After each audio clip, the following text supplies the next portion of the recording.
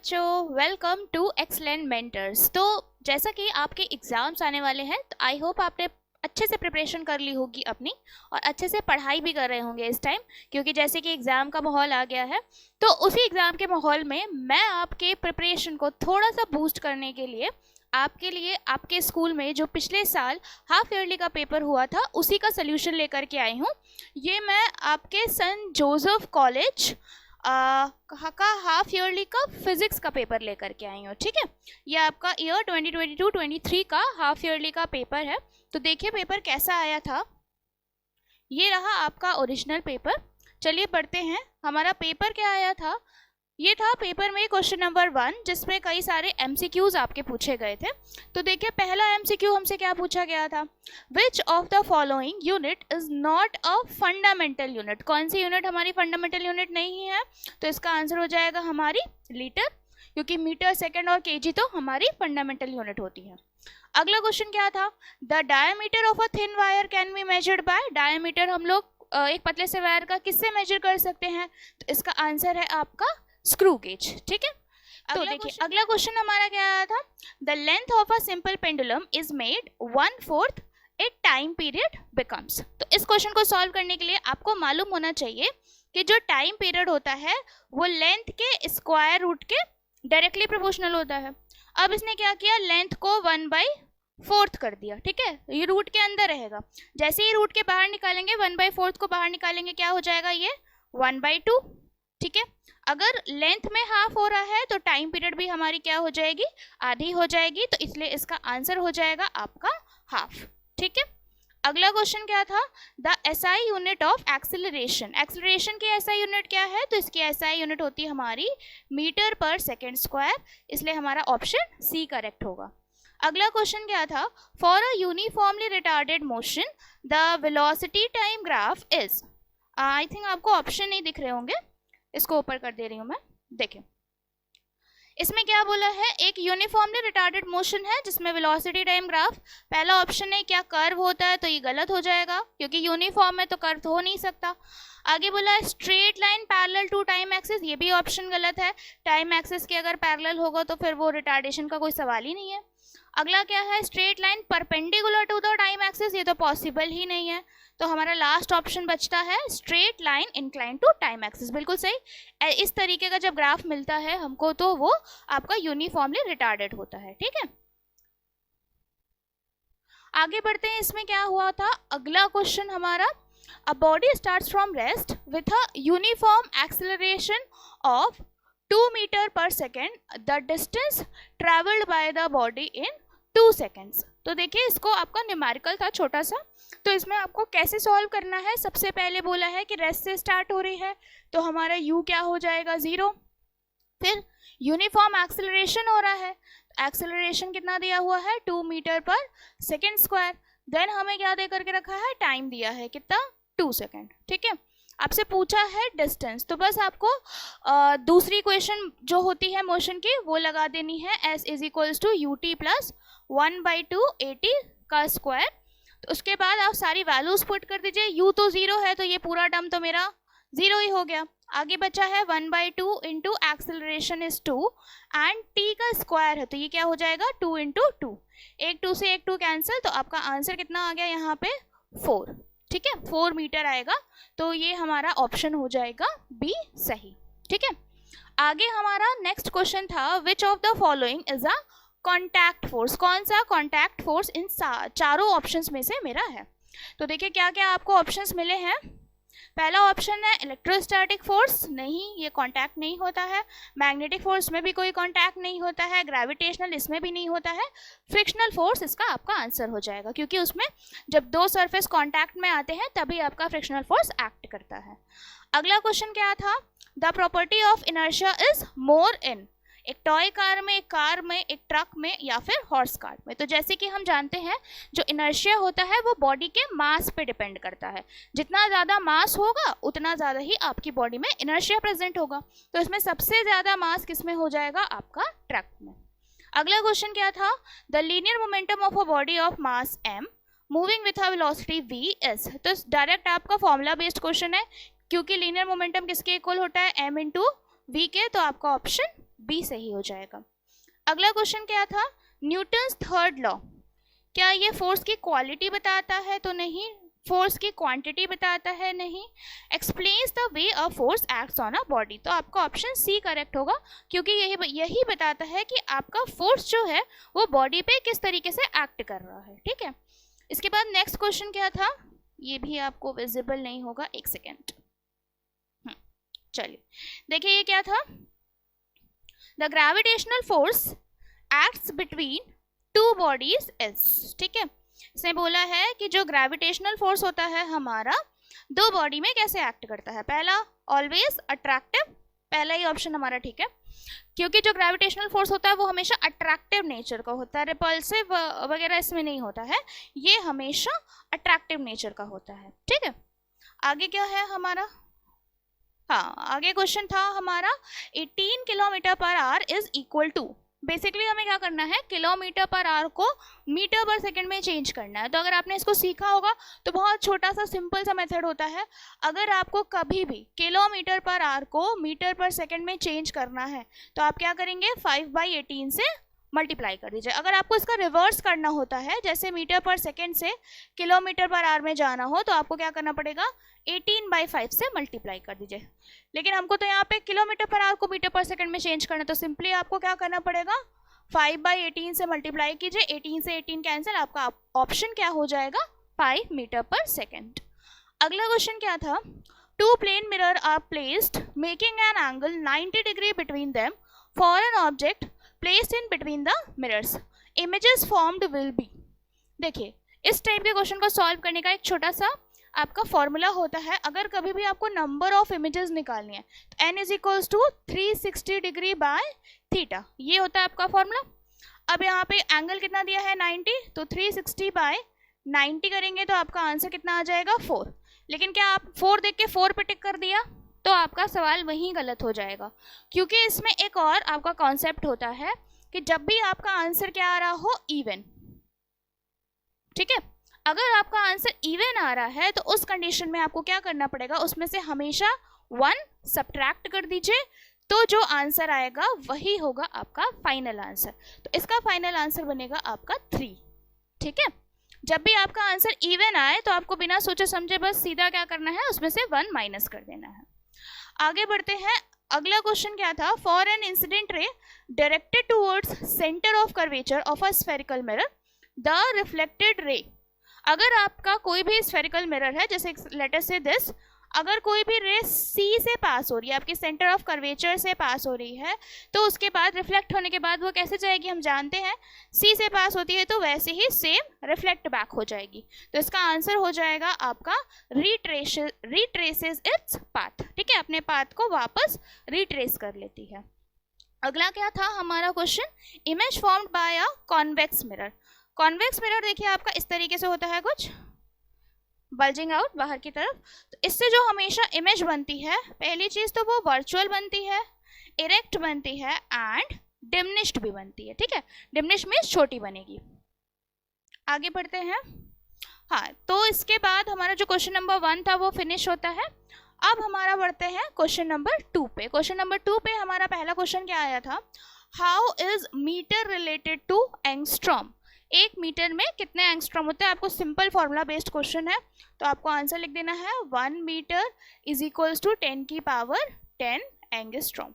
ठीक है, ये हो जाएगा आपका आंसर। इसी में अगला क्वेश्चन क्या था, a boy measures the length of pencil and expresses it to be 2.6 centimetre, what is the accuracy of his measurement, उसकी मेजरमेंट की एक्यूरेसी क्या है, क्या वो इसको 2.60 लिख सकता है। तो देखिए इसका आंसर मैंने यहाँ मेंशन करके रखा है, इसका आंसर क्या होगा, the measurement of length is accurate, accurate तो है बट नॉट प्रिसाइज, एक्यूरेट तो है बट प्रिसाइज नहीं है।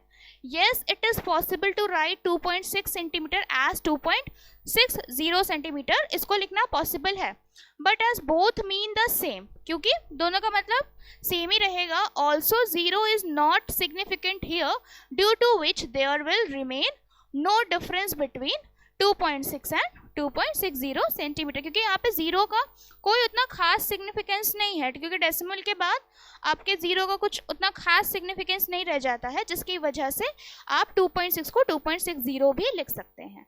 ठीक है, अगला क्वेश्चन इसमें क्या था, दो सिंपल पेंडुलम है, एक है आपका P और एक है Q, दोनों की लेंथ क्या है, इक्वल है। जैसे आपके दो सिंपल पेंडुलम इसने दिए हैं और दोनों की ही लेंथ इसने क्या है कहा है, सेम है।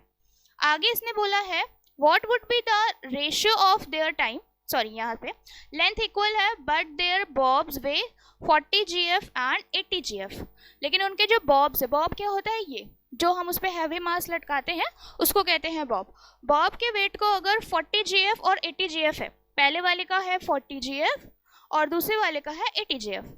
अब इसने पूछा है क्या उनके टाइम का रेशियो क्या हो जाएगा, give reason for your answer. तो इनके टाइम पीरियड का जो रेशियो होगा वो बनेगा आपका आंसर 1:1। देखिए ऐसा क्यों होने वाला है, इसका भी रीजन जान लेते हैं। क्योंकि जो टाइम पीरियड होता है आपका सिंपल पेंडुलम का, वो बॉब के मास पर डिपेंड नहीं करता है। ठीक है, उनका जो मास होता है उस पर डिपेंड नहीं करता है, जिसकी वजह से जो आपका टाइम पीरियड का रेशियो होगा वो 1:1 बनेगा, क्योंकि इनकी लेंथ क्या है, सेम है, जिसकी वजह से आपका मास कोई इम्पैक्ट नहीं डालेगा। तो आपको इसमें आंसर में ये लिखना पड़ेगा कि जो रेशियो होगा वो 1:1 होगा, and reason behind this because bob का जो मास है वो टाइम पीरियड पर डिपेंड नहीं करता है। आगे बढ़ते हैं, अगला क्वेश्चन था हमारा, a bicycle initially moving with a velocity 4 meter per second, again एक numerical, accelerates for 4 second, 4 second के लिए एक्सेलरेट हो रही है at the rate of 2 metre per second square, what will be its final velocity. चलिए इसके सारा data लिख ले रहे हैं एक बार। क्या क्या दिया है हमें, 4 मीटर पर सेकेंड की वेलोसिटी से मूव कर रहा है ऑब्जेक्ट,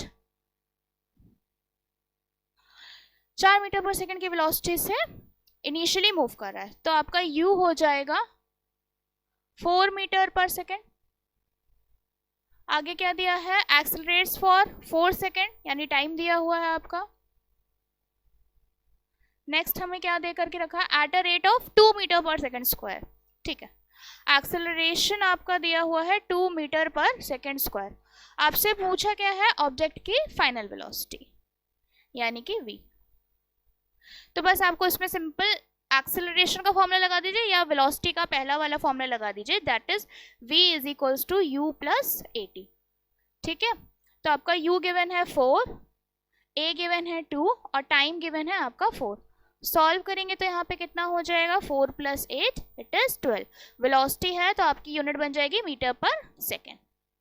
ठीक है, अगले क्वेश्चन पे पढ़ते हैं। अच्छा, ये डायग्राम बेस्ड आपका ऐसा क्वेश्चन आया हुआ था और इसमें बोला है कि diagram shows below the pattern of the oil on the road dipping at a constant rate from a moving car. एक कार चल रही है, उससे ये जो आप डॉट्स देख पा रहे हैं ये ऑयल उससे स्पिल हो रहा है। ठीक है, कांस्टेंट रेट से स्पिल हो रहा है। तो आपको ये डायग्राम देख करके क्या इन्फॉर्मेशन मिलती है कार की मोशन के बारे में, तो इसको देख करके सिंपली हमें ये पता चलता है कि that it is a retarding motion. ठीक है, आपकी जो कार है वो क्या हो रही है, रिटार्ड हो रही है। तो यहाँ पे आपको लिखना पड़ेगा यूनिफॉर्मली रिटार्डेड मोशन। ठीक है, ये आपका यूनिफॉर्मली रिटार्डिंग मोशन होगा। चलिए, तो हमारा अगला क्वेश्चन इसमें क्या आया हुआ था, derive the equation for a uniformly accelerated motion v is equals to u plus 80। तो देखिए जैसे कि इसमें आपको मेथड मेंशन नहीं किया गया है कि आपको कौन से मेथड से करना है, तो आपको जो मेथड सबसे अच्छे तरीके से आता है आप उस मेथड से इसको इस इक्वेशन को आप प्रूव कर सकते हैं। ठीक है, आज मैं आपको इक्वेशन मेथड से इस क्वेश्चन को कैसे सॉल्व करते हैं वो बताऊंगी। देखिए सबसे पहले आपको लिखना पड़ेगा from the definition we know acceleration is equals to change in velocity by time taken. ठीक है, ये हमारी डेफिनेशन में ये फॉर्मूला है कि जो एक्सेलरेशन होता है change in velocity upon time के इक्वल होता है। अब एक्सेलरेशन को किससे रिप्रेजेंट करते हैं, ए से, चेंज इन वेलोसिटी को रिप्रेजेंट करेंगे v minus you, and time taken will be represented by t। फिर उसके बाद इस t को इधर ले जाके मल्टीप्लाई कर दीजिए, ये क्या बन गया, at is equals to v minus u by, and यहाँ पे तो t उधर ही चला गया है, ठीक है, v minus u is equals to 80। अब यहाँ माइनस यू है, इसको उधर सेंड कर दीजिए, ये क्या हो गया, u plus 80 is equals to v। ये यहाँ पे आपका इक्वेशन प्रूफ हो गया। ठीक है, चलिए अगला क्वेश्चन हमें क्या दिया था, two equal and opposite forces act on a stationary body, will the body move, give reason to your answer.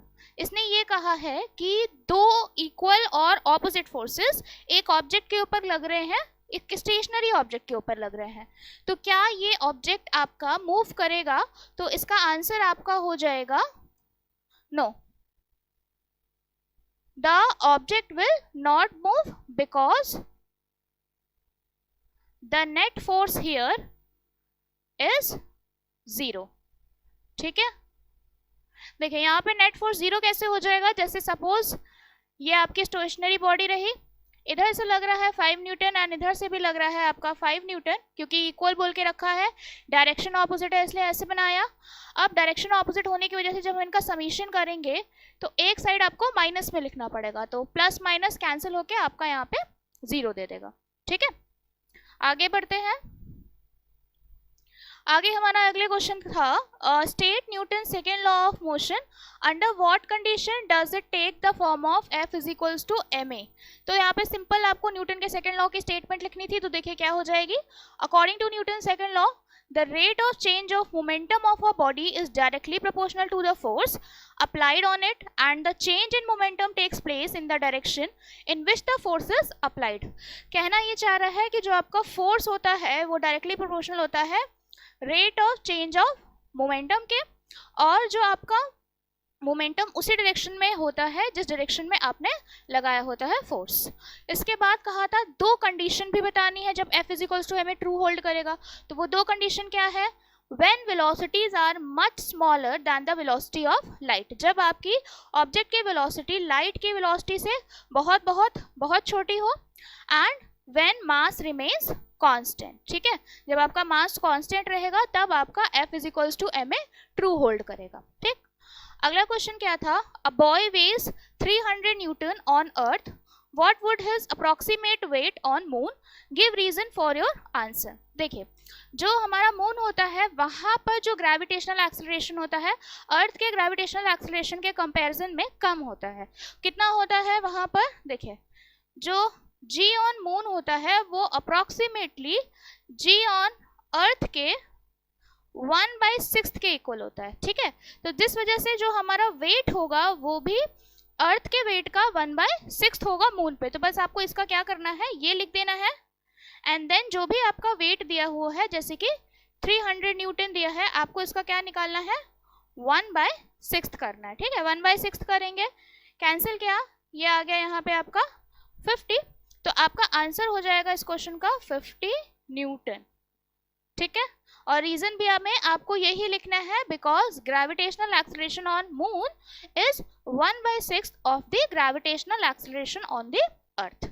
ठीक है, इसके बाद अगला क्वेश्चन क्या था, state the laws of reflection of light. Light chapter का आपका ये क्वेश्चन है, इसमें आपको दोनों लॉज बताने थे। तो कि पहला लॉ क्या होगा, angle of incidence is equals to the angle of reflection. हम सभी जानते हैं एंगल आई और एंगल आर दोनों आपस में बराबर होते हैं। और दूसरा लॉ क्या होता है, incident ray, reflected ray and normal, and at the point of incidence lie in the same plane. जो हमारी इंसिडेंट रे होती है, आई थिंक आगे आपका डायग्राम है, हाँ ये देखिए, incident ray, reflected ray and normal, ये सब के सब एक सेम प्लेन में लाई करेंगे। ठीक है, यही था हमारा दूसरा लॉ। ठीक, अब बढ़ते हैं आगे की तरफ। अगला क्वेश्चन हमारा इसमें क्या था, a concave mirror is a part of hollow sphere of radius 30 centimetre, what will be the focal length. बहुत इजी क्वेश्चन है। देखिए अगर आपको रेडियस और फोकल लेंथ का रिलेशन पता है तो आप आराम से इस क्वेश्चन को सॉल्व कर सकते हैं। जो फोकल लेंथ होता है वो रेडियस ऑफ कर्वेचर का क्या होता है, हाफ होता है, आधा होता है। तो क्वेश्चन में हमें क्या दिया है, रेडियस ऑफ कर्वेचर दिया है, तो आपको इसका बस क्या कर देना है, 30 का हाफ कर दीजिए, तो 30/2 करेंगे तो यहाँ पे आपका आंसर कितना आ गया, 15 सेंटीमीटर। ठीक है, तो इस वाले क्वेश्चन का आंसर हो जाएगा हमारा 15 सेंटीमीटर। अगला क्वेश्चन क्या था, name the mirror which always forms the virtual image. तो वर्चुअल इमेज हमारा कौन सा मिरर फॉर्म करता है, तो इसका आंसर हो जाएगा हमारा कॉन्वेक्स मिरर। ठीक है, दो ही केस बनते हैं कॉन्वेक्स में और दोनों केसेस में वर्चुअल इमेज वो फॉर्म करता है। अगला क्वेश्चन क्या था हमारा इसमें, the ray diagram given below shows the reflection of light through a plane mirror. What is the value of r if angle I is 60 degree. देखिए अभी हम लोग ने लॉ पढ़ा ना कि angle of incidence is equals to angle of reflection, तो अगर एंगल ऑफ इंसिडेंस 60 है तो एंगल ऑफ रिफ्लेक्शन भी कितना हो जाएगा, 60 हो जाएगा, तो इसका आंसर भी हमारा बनेगा 60 डिग्री। इसके बाद बोला है the sum of I and R is 90 degree. What does it mean, sum of I and R मतलब angle of incidence and angle of reflection का जो सम है, angle I plus angle R is given here 90 degree. ठीक है, तो आपसे ये बोला है इसका मतलब क्या है, सिंस हम जानते हैं एंगल आई और एंगल आर इक्वल होते हैं। चलिए रुकिए यहाँ पे आपको अच्छे से करके दिखाती हूँ। देखिए हमें गिवन क्या है, angle I plus angle R is equals to 90। Since we know angle I is equals to angle R, तो आप एंगल आई की जगह एंगल आर भी पुट कर सकते हैं, तो यहाँ पे पुट कर दीजिए angle R plus angle R is equals to 90 degree. 2 of angle R is equals to 90 degree and angle R की वैल्यू यहाँ से 90/2 यानी कि 45 डिग्री हो जाएगी। तो इसका मतलब ये है and angle R will be equal to angle I, तो इसका मतलब ये है कि हमारा angle of incidence and angle of reflection कितना बन रहा है, दोनों के दोनों बन रहे हैं 45 डिग्री। ठीक है, आपको इस तरीके से प्रूफ भी करके वहां पे दिखा सकते हैं। ठीक है, अगला क्वेश्चन हमारा क्या था इसमें, question number 4, following table gives the displacement of a car at different instance of time, draw the displacement time graph and find the average value of the car. ठीक है, तो आपको ये जो डेटा दिया है इसकी हेल्प से एक डिस्प्लेसमेंट वर्सेस टाइम ग्राफ को प्लॉट करना है। देखिए कैसे बनाएंगे, सबसे पहले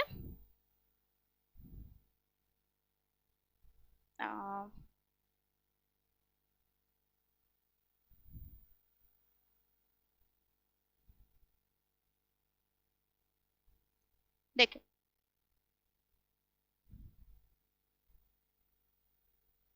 ऐसे ड्रॉ कर दीजिए vertical and horizontal line, then फिर इस एक्सिस पे आपको लिखना है टाइम एंड इस एक्सिस पे आपको लिखना है डिस्प्लेसमेंट। आगे हमें क्या दे करके रखा है इसमें, टाइम सेकेंड्स में है एंड डिस्प्लेसमेंट मीटर में है एंड वैल्यूज हमारी अप्रोक्सीमेटली 2-2 के गैप पे है और डिस्प्लेसमेंट हमारा 4-4 के गैप पे, या लाइन से भी लिख सकते हैं। चलिए यहाँ पे सिंपली आप मेंशन कर दीजिए इस पॉइंट पे 0 1 2 3 4 5 एंड आपका जो टाइम मुझे दिख रहा था वो था आपका 2 के गैप पे ले लेते हैं, 2 4 6 8 12 14 और आगे बना सकते हैं 16 भी एक बना देते हैं। चलिए अब इसके बाद हमारा पहली वाली रीडिंग क्या दी हुई थी, 0 पे 0। ठीक है, तो 0 पे 0 है तो पॉइंट हमारा यहाँ पर प्लॉट होने वाला है। उसके बाद अगला रीडिंग क्या है, 1 पे 4 यानी कि हमारा 1 सेकेंड पे हम जाएंगे तो हमें कहाँ पर जाना है, डिस्प्लेसमेंट 4 पे, तो ये पॉइंट हमारा यहाँ बनेगा। अगला क्या है, 2 सेकेंड पे 8, 2 सेकेंड्स पे कहाँ पे रुकना है, 8 पे। ठीक है, उसके बाद 3 सेकेंड पे 12, 3 सेकेंड पे हमें जाना है 12 तक। उसके बाद नेक्स्ट हमें क्या दिया हुआ है, 3 पे 12 हो गया, 4 पे 16, तो 4 पे हमें जाना है 16 तक। ठीक है, बस ये हमारे ग्राफ बन गया। अब आपको इसको एक लाइन से ज्वाइन कर देना, सारे पॉइंट्स को एक लाइन से ऐसे पर्टिकुलरली ज्वाइन कर देना है। आप पूरा स्केल से प्रॉपर करेंगे तो अच्छे से बनेगा, ठीक है, प्रॉपर मेजरमेंट लेकर। अगला क्वेश्चन इसमें क्या दिया हुआ था, draw the displacement time graph हो गया हमारा इसमें, and find the average value of the car. ठीक है, एवरेज निकालने के लिए आपको क्या करना पड़ेगा, simply total displacement upon total time. ठीक है, तो जब हम आपका इसमें एवरेज निकालेंगे, एवरेज निकालने के लिए फॉर्मूला क्या लगेगा, total displacement by total time. बस टोटल डिस्प्लेसमेंट हमारी कार कहाँ तक पहुंची है, 16 तक पहुंची है, 16 मीटर का डिस्टेंस ट्रैवल किया है, और इसने टाइम कितना लिया है, 4 सेकेंड। तो यहाँ पे इसको कैंसिल कर देंगे, 4/16 कैंसिल करेंगे तो हमारा आंसर जो बनेगा वो बनेगा 4 मीटर पर सेकेंड। ठीक है, ये हो जाएगी इसकी एवरेज वैल्यू। इसमें अगला क्वेश्चन क्या दिया हुआ था, when brakes are applied to a bus the retardation produced is 0.25 meter per second square and the bus takes 20 seconds to stop, calculate. चलिए पहले डेटा लिख लेते हैं, इसमें क्या क्या गिवन था। तो सबसे पहला चीज इसमें हमें दिया था रिटार्डेशन। रिटार्डेशन हमें कितना दिया था, 0.25 मीटर पर सेकेंड स्क्वायर। ठीक है, रिटार्डेशन है तो इसलिए यहाँ पे सिंबल क्या लग जाएगा हमारा, माइनस। अगला डेटा इसमें गिवन था हमें, the bus takes 20 seconds to stop, यानी हमें टाइम गिवन है। देखिए टाइम क्या लिख लेंगे, टाइम दिया है हमें 20 सेकेंड्स। ठीक, आगे हमें क्या दिया हुआ है, calculate the initial velocity of the bus. तो इनिशियल वेलोसिटी हमें निकालना है, यानी कि हमें निकालना पड़ेगा इसके लिए u। ठीक है, तो देखिए जब भी कार्स में ब्रेक अप्लाई होते हैं तो उस समय उसकी जो फाइनल वेलोसिटी हो जाती है वो क्या हो जाती है, हमारी 0 हो जाती है। ठीक है, तो अब ये सारे डेटा की हेल्प से हम लोगों को निकालना है इसकी इनिशियल वेलोसिटी। देखिए फॉर्मूला क्या लगेगा, v = u + at।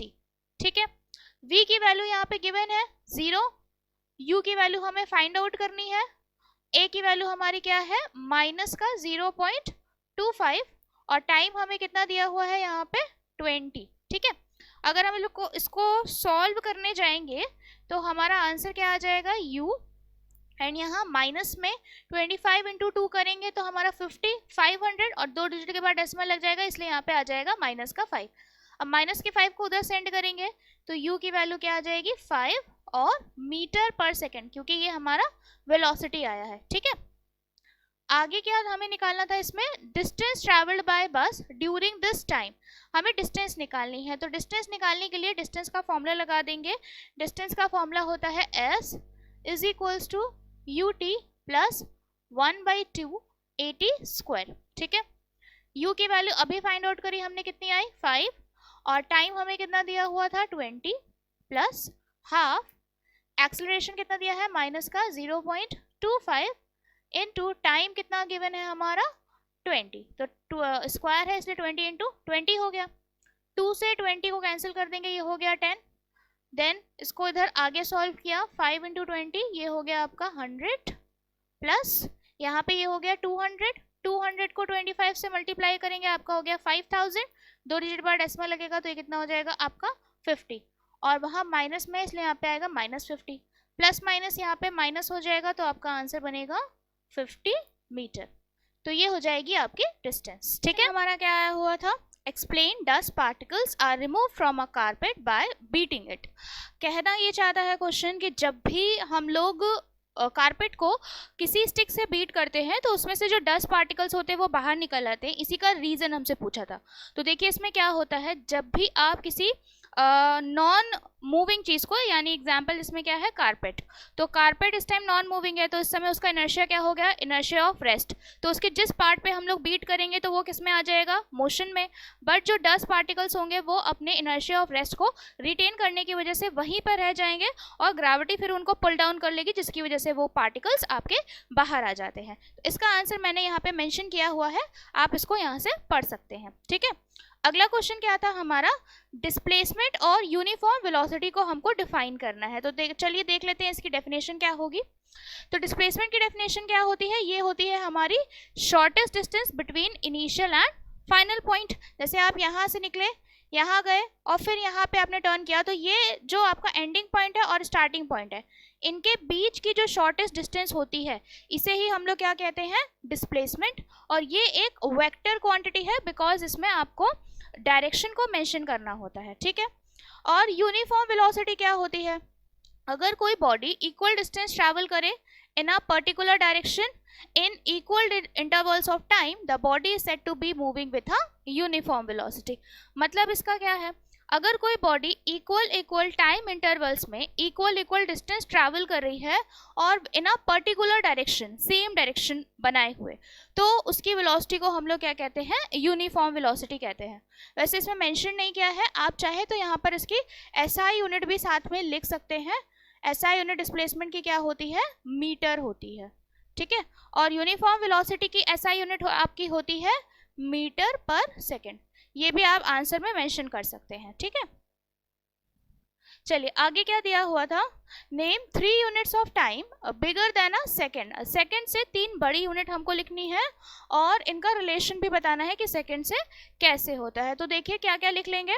सेकेंड से बड़ी आप सिंपल लिख लीजिए, मिनट लिख लीजिए, आर लिख लीजिए, और क्या लिख सकते हैं, मिनट, आर एंड डे, ठीक है।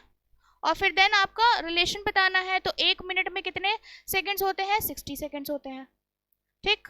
1 आवर में कितने सेकंड्स होते हैं, 3600 सेकंड्स होते हैं, ठीक है। और 1 डे में कितने सेकंड्स होते हैं, तो इसका आंसर हो जाएगा 86400 सेकंड्स होते हैं, ठीक है। अगला क्वेश्चन हमें क्या दिया हुआ था, A pendulum completes 2 oscillation in 5 seconds. What is its time period? And then हमें length भी बतानी है। चलिए देख लेते हैं इसको कैसे सॉल्व करेंगे।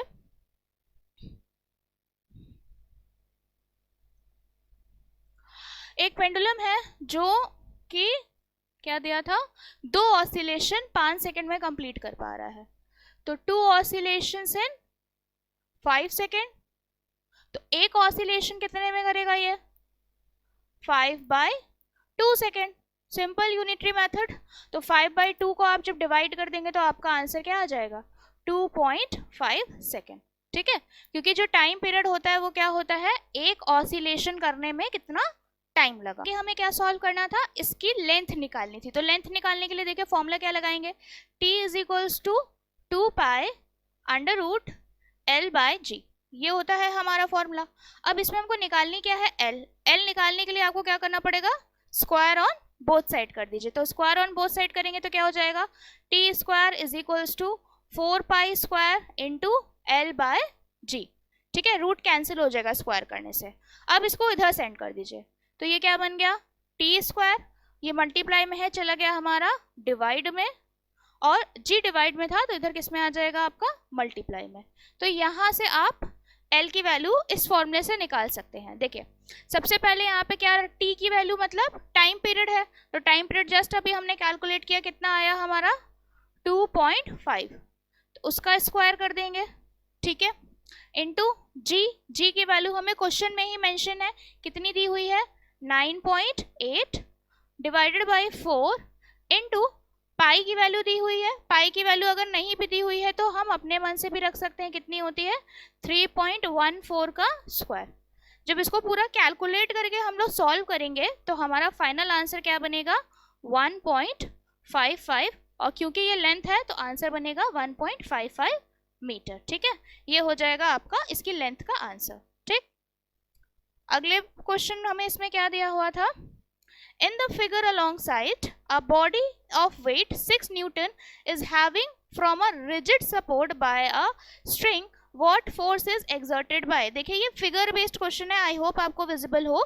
इसमें आपका यहाँ पे एक रिजिड सपोर्ट से, स्ट्रिंग से इस वुडन ब्लॉक को यहाँ पे इसने कस के बांध दिया है, ठीक है।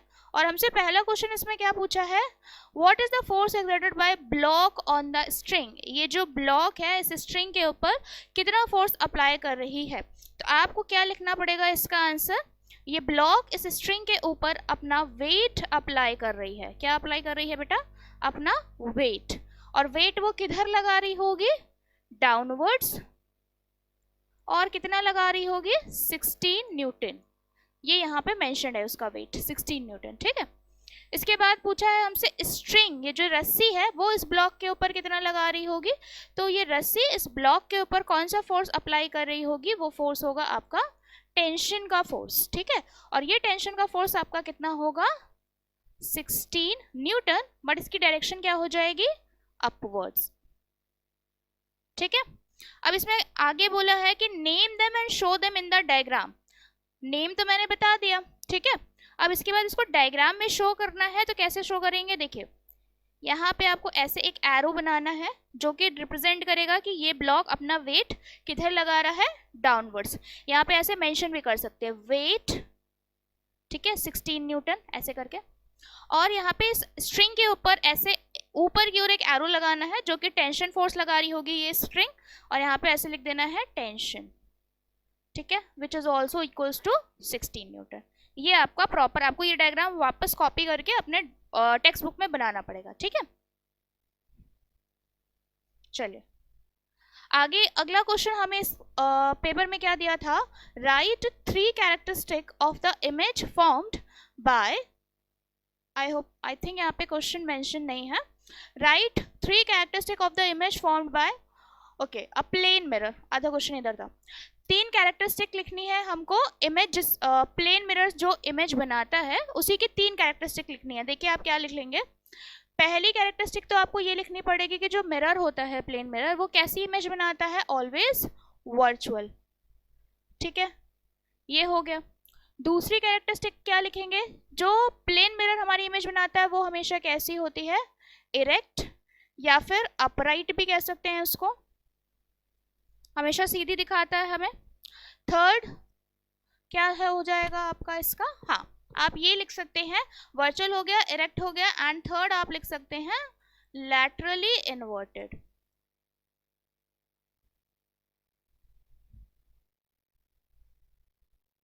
लैटरली इन्वर्टेड, देखिए लैटरली इन्वर्टेड का मतलब ये होता है कि जब मिरर में हम लोग अपने आप को देखते हैं तो उसमें हमारा जो लेफ्ट होता है वो राइट हो जाता है और जो राइट होता है वो लेफ्ट हो जाता है, तो इसी प्रॉपर्टी को क्या कहा जाता है, लैटरली इन्वर्जन, ठीक है। आगे हमारा अगला क्वेश्चन क्या दिया हुआ था, एन ऑब्जेक्ट 5 सेंटीमीटर हाई, ये यहाँ से नेक्स्ट क्वेश्चन स्टार्ट हो रहा है, ये इसी का पार्ट था। An object 5 centimetre high is placed at a distance 60 centimetre in front of a mirror of focal length 10 centimetre. हमें पोजीशन निकालनी है एंड देन साइज निकालनी है। चलिए एक एक करके सारे पहले डेटा लिख लें। सबसे पहले क्या दिया हुआ है, 5 सेंटीमीटर हाई, ठीक है। अगर आपका ऑब्जेक्ट 5 सेंटीमीटर हाई है तो यानी आपको ये क्या दे करके रखा है, HO, HO मतलब हाइट ऑफ ऑब्जेक्ट। अगला क्या दिया हुआ है हमें, 60 सेंटीमीटर पे रखा है, 60 सेंटीमीटर मतलब U दे करके रखा है कितना, 60, माइनस क्यों लगाया, क्योंकि आपने साइन कन्वेंशन पढ़ के रखा होगा, U हमेशा माइनस होता है। आगे क्या दिया हुआ था, in front of a mirror focal length दी हुई है कितनी, 10 सेंटीमीटर, तो फोकल लेंथ दी है हमें 10 सेंटीमीटर, क्योंकि ये लेंस, सॉरी लेंस नहीं, कौन सा है, मिरर है, कौन सा, कॉनकेव मिरर, ठीक है। तो कॉनकेव मिरर में जो आपका F होता है वो हमेशा नेगेटिव में जाता है, कॉन्वेक्स में प्लस होता है एंड कॉनकेव में हमेशा F की वैल्यू हम लोग नेगेटिव में रखते हैं। पूछा क्या है हमसे, V पूछा है, तो देखिए फॉर्मूला क्या हो जाएगा, 1/f is equals to 1/v plus 1/u, ये होता है हमारा मिरर फॉर्मूला। अब निकालना हमें v है तो आप u को इधर भेज दीजिए, तो क्या बन गया, 1/f minus 1/u is equals to 1/v, ये हो गया फॉर्मूला।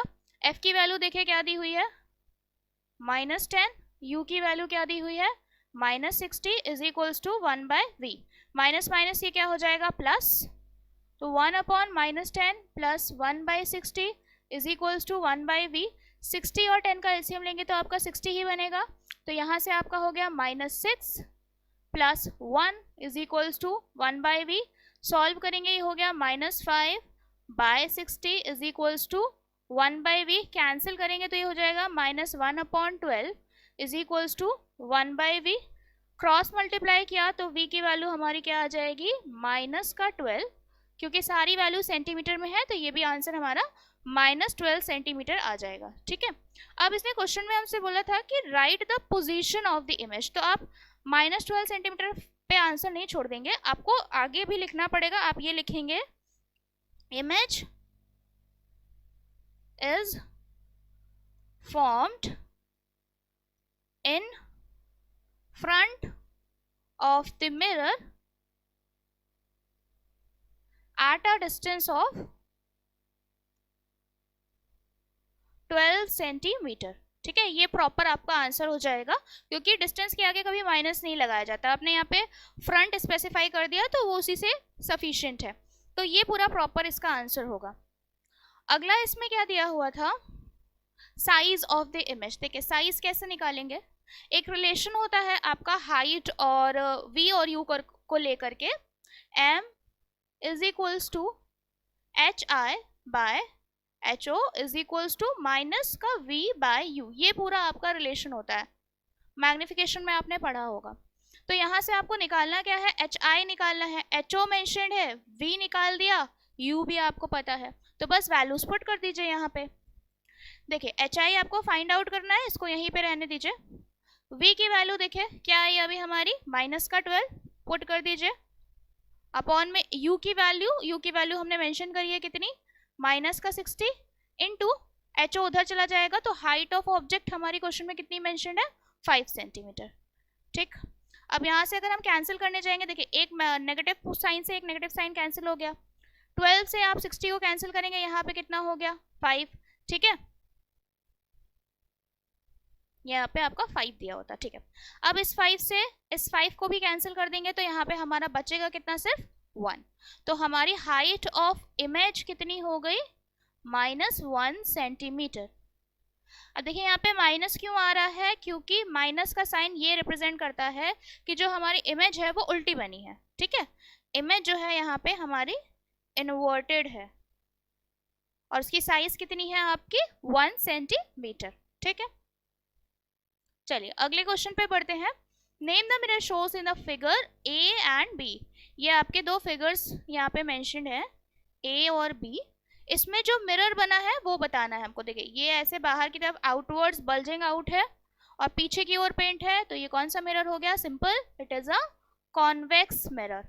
ठीक, और ये जो बी वाला है अगर ये कॉन्वेक्स है तो ये सिंपल सी बात है, ये क्या हो गया, कॉनकेव, क्योंकि ये ऐसे इनवर्ड की तरफ आ रहा है। ठीक, आगे हमसे क्या बोला है, in each case A and B draw the reflected rays for the given incident ray and mark focus by the symbol F. Okay, ये जो डायग्राम दिया है उसको हमें कंप्लीट भी करना है। देखिए कैसे कंप्लीट करेंगे,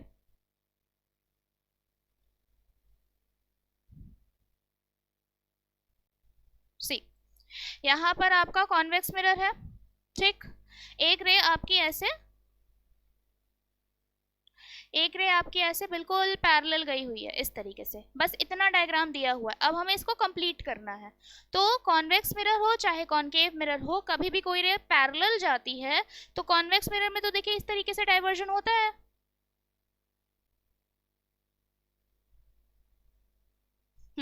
देखिए इस तरीके से डाइवर्जन होता है। ठीक है, अब अगर हम इनको पीछे की ओर ऐसे एक्सटेंड कर देते हैं तो ये कहाँ पर जाकर के मीट करती हैं, आपकी एफ पे।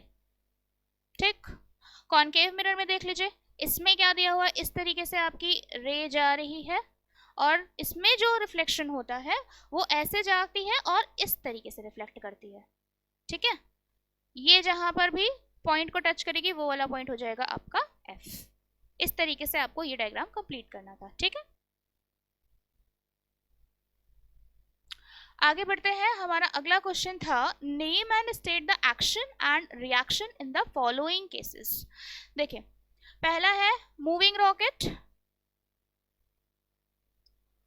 जब कोई रॉकेट मूव कर रहा है तो उसमें एक्शन और रिएक्शन बताना है। तो देखिए जो उसमें से गैसेस के नोजल में से गैसेस बाहर निकलती हैं तो उनके ऊपर फोर्स ऑफ एक्शन लगता है। किसके ऊपर लगता है, आपके गैसेस के ऊपर। ठीक है, जो गैसेस उनमें से बाहर आती हैं तो उनके ऊपर लगता है फोर्स ऑफ एक्शन, और जो रॉकेट होता है रॉकेट के ऊपर लगता है आपका फोर्स ऑफ रिएक्शन, ठीक है। गैसेस बाहर आई तो उसके ऊपर लगता है फोर्स ऑफ एक्शन, और उसके कंपेयर मतलब उसके बदले में जो गैसेस होती हैं वो रॉकेट के ऊपर कौन सा फोर्स लगाती हैं, फोर्स ऑफ रिएक्शन। इसके बाद क्या है, a book lying on a table, अगर कोई बुक ऐसे टेबल के ऊपर रखी हुई है तो ये अपना जो वेट है, वेट डाउनवर्ड्स लगाएगी, तो ये जो इसका वेट है यही क्या हो गया, फोर्स ऑफ एक्शन, ठीक बात है। और ये जो टेबल है, ये टेबल इसके ऊपर इन अ परपेंडिकुलर डायरेक्शन,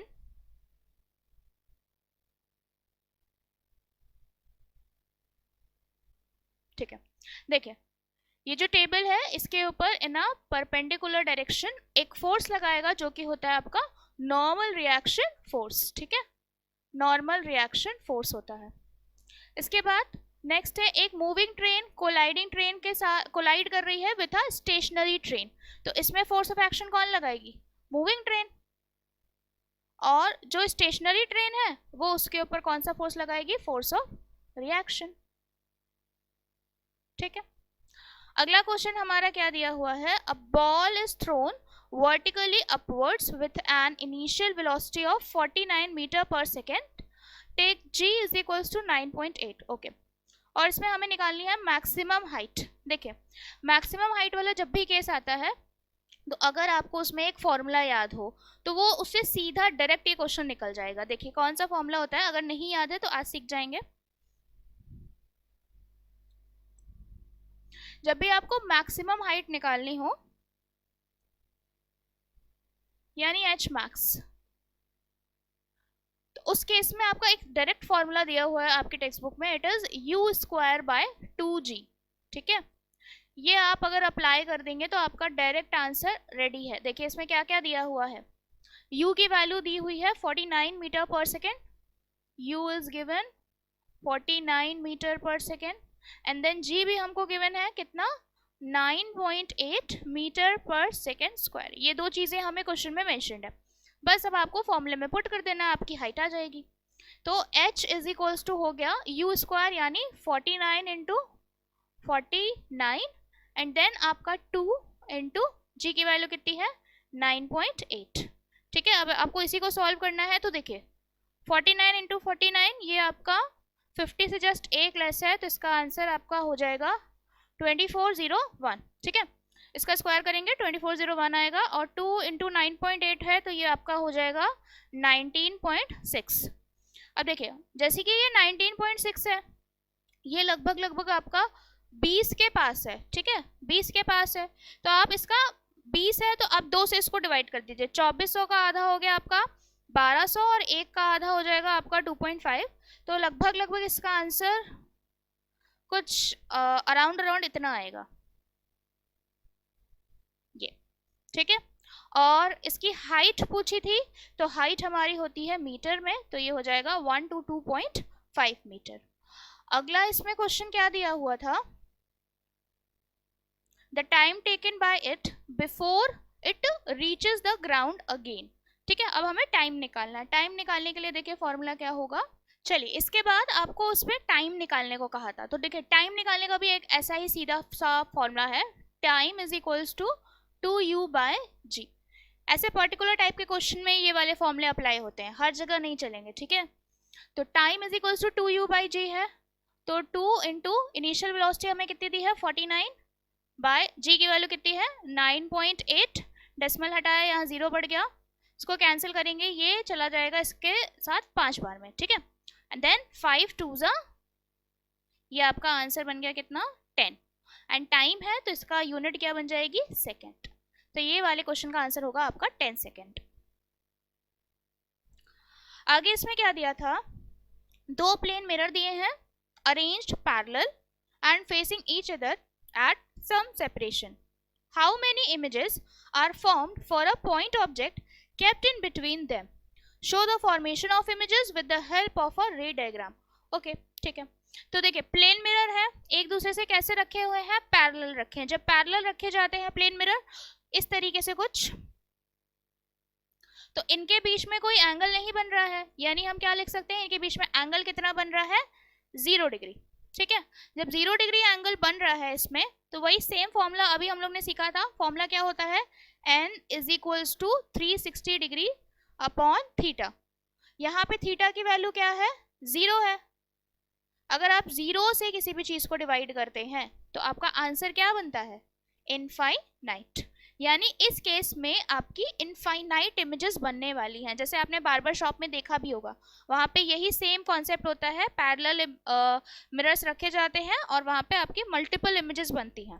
तो देखिए इसमें डायग्राम कैसे बनने वाला है, ऐसे करके आपको 2 मिरर शोकेस करने होंगे एकदम पैरेलल। ठीक है, ये यहाँ पे ऐसे पॉलिश दिखा दीजिए। मिरर को भी नाम दे सकते हैं M1 M2। ठीक, अब यहाँ पर आपका एक पॉइंट, क्योंकि क्वेश्चन में मेंशन है, एक पॉइंट साइज का ऑब्जेक्ट रखना है, बीच में आपने रख दिया एक पॉइंट साइज का ऑब्जेक्ट। रे फॉर्मेशन के लिए हमेशा 2 रे सुटेबल होती है, तो बस यहाँ से आपको 2 रे लेके चलनी है। एक रे ऐसे गई और एक रे थोड़े से इस एंगल पे गई है, देन ये रिफ्लेक्ट बैक करेगी यहाँ से, ये भी कुछ ऐसे रिफ्लेक्ट बैक करेगी, फिर इसको आगे ऐसे रिफ्लेक्शन दिखा दीजिए, एंड देन सो ऑन। ठीक है, बस इसे ज्यादा दिखाने की जरूरत नहीं है। बस अब जैसे ये जो पहली वाली रे रिफ्लेक्ट हुई है, उसको सबसे पहले हम लोग पीछे की ओर बढ़ाने वाले हैं, और ये जहां मीट करेगी वहां पर बनेगी मेरी इमेज नंबर 1। फिर ये जो सेकेंड टाइम इसका रिफ्लेक्शन हुआ है, वहां से हम इसको रे को ऐसे डॉटेड लाइन से आपको दिखाना है।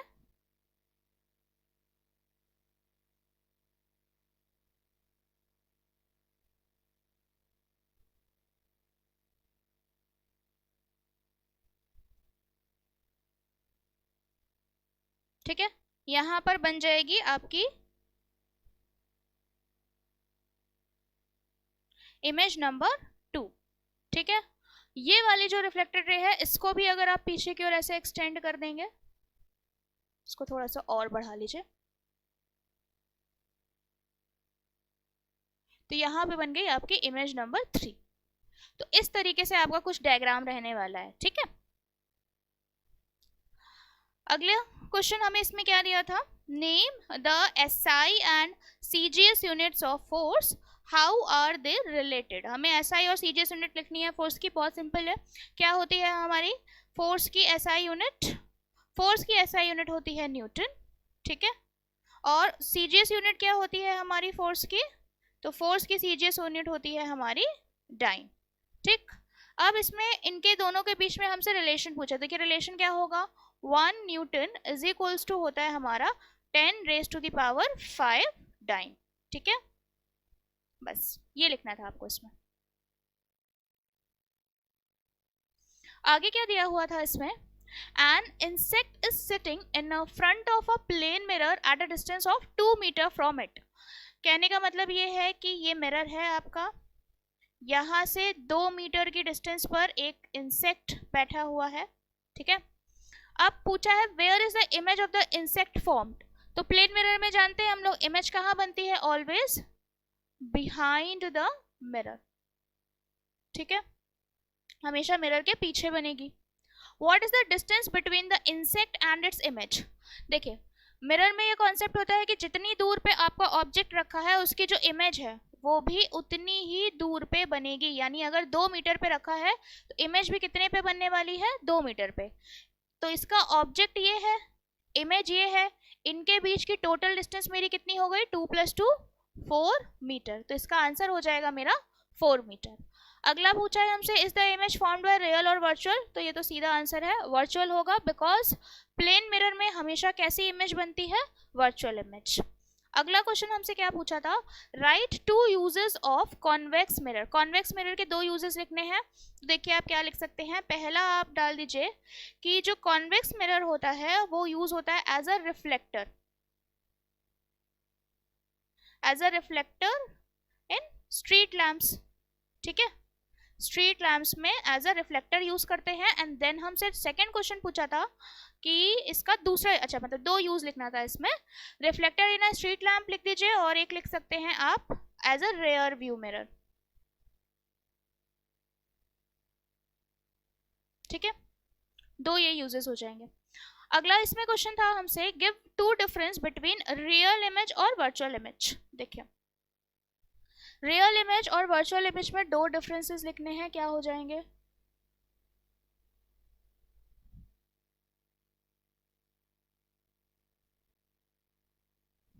पहला तो ये डिफरेंस होगा, रियल इमेज में जो रिफ्लेक्टेड रेज होती है वो एक्चुअल में मीट करती हैं, तो the reflected raise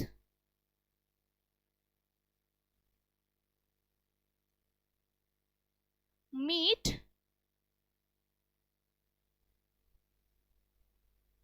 actually, and virtual image का क्या होगा? The reflected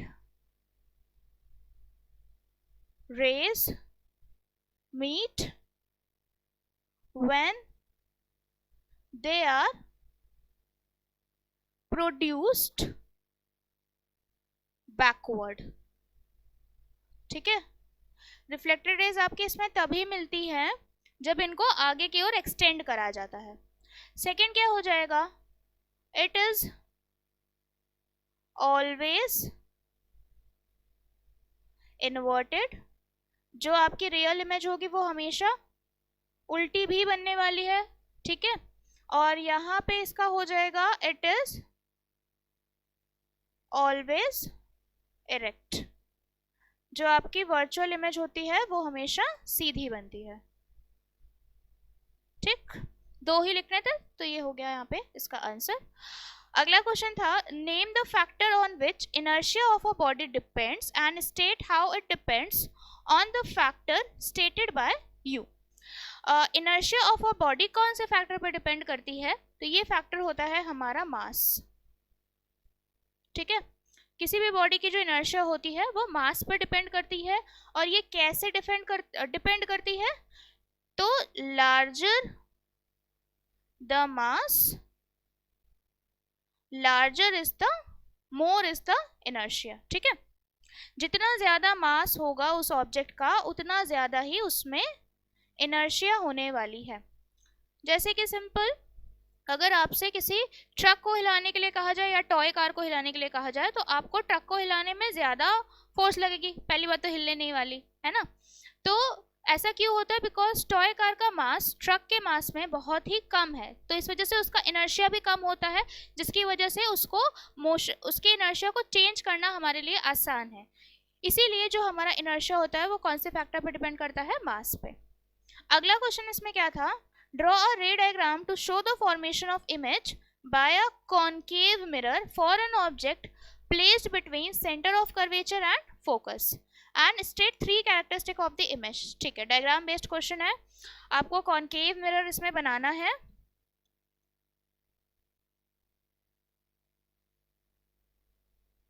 ठीक है, ये आपने एक ऐसे सीधी लाइन खींची, ये बन गया पोल, यहाँ पे आप कर दीजिए सेंटर, और इसी के जस्ट एग्जैक्टली बीच में आपका हो गया फोकस। ठीक है, ये सेंटर ऑफ कर्वेचर, ये बन गया फोकस। अब आपको ऑब्जेक्ट कहाँ पर रखना है? तो आपको ऑब्जेक्ट रखना है सी और एफ के बीच में, जैसे यहाँ पे। इससे एक रे चली, पैरेलल गई, तो पैरेलल रेज रिफ्लेक्ट होके किससे जाती हैं? फोकस से पास होती हैं। ठीक है, अब दूसरी रे आपकी जाएगी फोकस से, तो ये रिफ्लेक्ट होने के बाद कहाँ पे क्रॉस कर रही है? इधर क्रॉस कर रही है, तो जहां पे ये दोनों रिफ्लेक्टेड रे मीट करेंगी वहीं पर बन जाएगी आपकी इमेज। ऑब्जेक्ट को भी नाम दे दीजिए ए बी, और आपकी इमेज क्या बन गई? ए डैश बी डैश। ठीक है, अब इसने हमसे उसकी 3 कैरेक्टरिस्टिक लिखने को बोली। देखिए 3 कैरेक्टरिस्टिक क्या क्या होती है हमारी? Nature, then position, then size. These are the 3 characteristic. तो जो नेचर होगा हमारी इस इमेज का, तो देखिए रियलिटी में हमने रेस को मीट कराया है, तो यहाँ पे नेचर हो जाएगा आपका क्या? रियल। और अभी हम लोग ने पढ़ा था जो इमेज रियल होती है वो साथ साथ क्या होती हैं? इन्वर्टेड भी होती है। तो ये हो गया रियल एंड इन्वर्टेड। पोजीशन क्या है? सी से आगे बन रही है, तो पोजीशन हो जाएगा आपका बियॉन्ड सी। साइज क्या होगा? देखिए ये इमेज है और ये सॉरी ये ऑब्जेक्ट है, ये इमेज है, तो कंपैरिजन में बड़ी ही बनी है, तो साइज हो जाएगा आपका मैग्नीफाइड। ठीक, ये आपका ये क्वेश्चन यहाँ पे फिनिश होता है। अगले क्वेश्चन पे पढ़ते हैं। चलिए, तो हमारा पेपर यहाँ पे ख़त्म हो चुका है। आई होप आपको मेरा एक्सप्लेनेशन समझ में आया हो। अगर समझ में आया हो तो प्लीज़ इस वीडियो को लाइक करिए, चैनल को सब्सक्राइब करिए, and thank you for watching.